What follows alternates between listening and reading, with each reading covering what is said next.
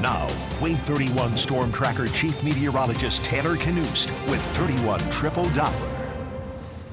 Pretty nice. It was warm today, but I mean, no rain, which I guess is a good thing in some sense, but we could use a little bit. Yeah, especially for those fall allergy sufferers. You know, fall's here, and that ragweed really starting to put a hurting on some folks. Yeah, it's been so dry recently that that pollen's just kind of hanging out and causing those issues, that's for sure. It's been rather dry the second half of September, and that is beginning to lead to some drought concerns locally and across much of the South. Here's the regional view of the latest drought outlook. We have upwards of extreme drought in parts of southwest Alabama right now. It's even worse in southern Mississippi and much of Louisiana. Louisiana been dealing with that much of the summer, but here locally in North Alabama, we do have level 1 risk, level 1 drought conditions, which means abnormally dry conditions are in place for the majority of the Tennessee Valley. That's largely a product of a drier than normal September we have seen, at least so far. Across North Alabama.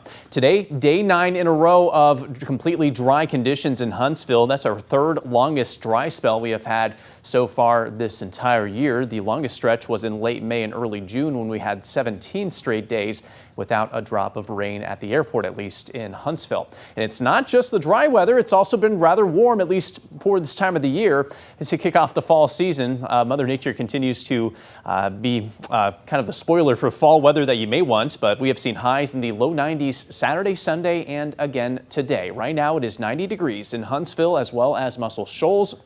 As for the rest of us, we are sitting in the mid to upper 80s. It's 89 in Decatur and 82 at this moment in Guntersville. We'll see that typical quick cool off this evening after the sun sets, down to the 70s by 7, 8, and 9 o'clock.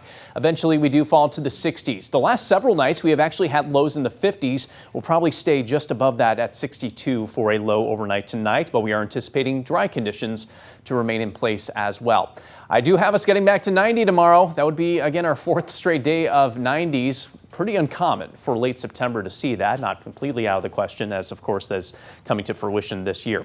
Now, regionally, a bit of a jumbled pattern. We have this stronger low pressure around the Midwest, the trailing cold front through Missouri, and then this nearly stationary boundary across the South that is kicking up some showers and storms across areas that need the moisture. Southern Mississippi, parts of west and southern Alabama, seeing some showers and storms this late afternoon. Here locally, we're kind of dodging the rain. We were keeping an eye on the possibility of some of those showers impacting us, but so far today, it has moved around us, and chances are it's going to stay that way the rest of today.